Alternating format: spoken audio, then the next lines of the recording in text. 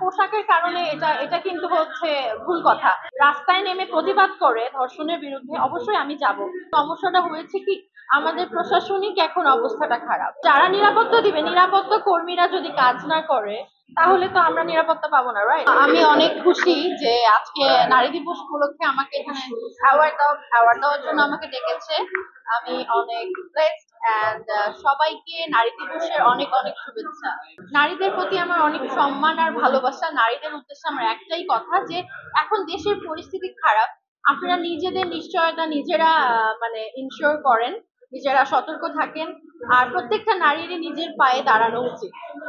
অবশ্যই রাজনীতি বিষয়টার জন্য একটু দেশের অবস্থা একটু ঘোলাটে। হ্যাঁ, তো আমার মনে হয় যে নারীদের এবং বাচ্চাদের এই জন্য একটু সতর্ক থাকা উচিত। না না, ডেফিনেটলি তারা তো কাজ করছেই। হ্যাঁ, তারা কাজ করছে নারীদেরকে নিয়ে।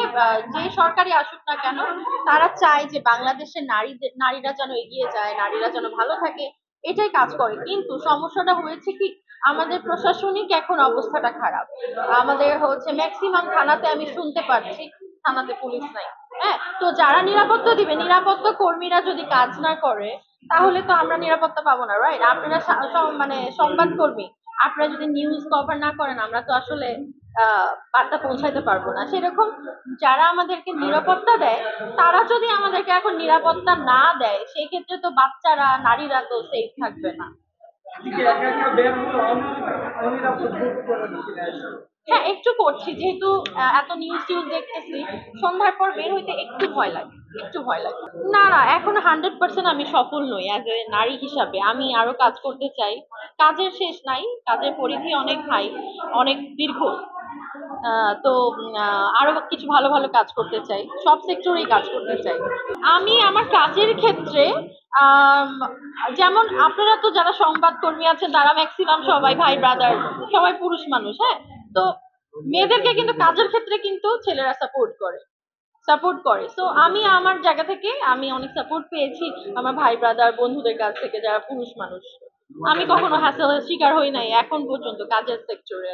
না, আসলে এখন বিষয়টা হচ্ছে যে দেখেন, কিছু হইলেই সব নিউজ গুলো প্রকাশ হচ্ছে, আপনারা প্রকাশ করার একটা সুযোগ পাচ্ছেন। হ্যাঁ, মানে এই যে এই গভর্নমেন্টের আমলে তো আগেও কিন্তু ধর্ষণ হয়েছে, আগেও কিন্তু অনেক অনাকাঙ্ক্ষিত ঘটনা ঘটেছে, কিন্তু ওইভাবে হাইলাইট করে কিন্তু প্রচার করা হইতো না নিউজ গুলো। আপনারাও অনেক সময় দেখা গেছে যে নিউজ একটা কভার করতে মানে 10 বার চিন্তা করতে যে আচ্ছা এই নিউজটা কি আমি কভার করবো কি করবো না, কিন্তু এখন সবকিছু চোখের সামনে খোলাসা।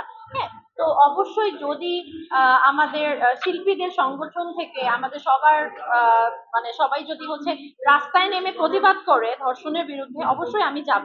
কারণ আমি প্রোটেস্টেও আমি হচ্ছে ছাত্রদের পক্ষ নিয়ে আমি হচ্ছে আন্দোলন করেছি ওপেন যখন সরকার ছিল। তো বিষয়টা হচ্ছে এটা কোনো সমস্যা না। সমস্যা হচ্ছে যে নিরাপত্তা নিশ্চয়তা করবে, নিরাপত্তা যারা দেয় আমাদের আইন শৃঙ্খলা বাহিনী, ঠিক আছে? এটা তো আমরা চিল্লায় তো আর হচ্ছে আমরা কিছু করতে পারবো না। আমরা হয়তো বা বিচার চাইতে পারবো, বা বিচার করবে জজ, বিচার করবে হচ্ছে গভর্নমেন্ট, বিচার করবে আইন শৃঙ্খলা বাহিনী। তো আমি সবার আইন শৃঙ্খলা বাহিনীর উপরে দৃষ্টি আকর্ষণ করে বলছি যে আপনারা আমাদের মেয়েদের, শিশুদের, দেশের সবার নিরাপত্তা নিশ্চয়তা করুন। না, পোশাকের কারণে এটা এটা কিন্তু হচ্ছে ভুল কথা। আসলে শোনেন, আহ যে আহ যে হচ্ছে এই ধরনের নোংরা কাজ করে সে কিন্তু অবশ্যই মানুষরূপী পশু।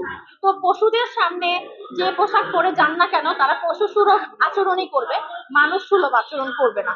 পোশাক এখানে কোনো ব্যাপার না। তবে শালীন পোশাক, যেহেতু আমাদের মুসলিম কান্ট্রি বাংলাদেশে থাকি, আমার মনে হয় যে শালীন পোশাক পরতে হবে। বাট আমি মনে করি যে ভিতরের পশুটাকে আগে আমাদের শেষ করতে হবে, তবেই আমরা নিরাপদ থাকবো।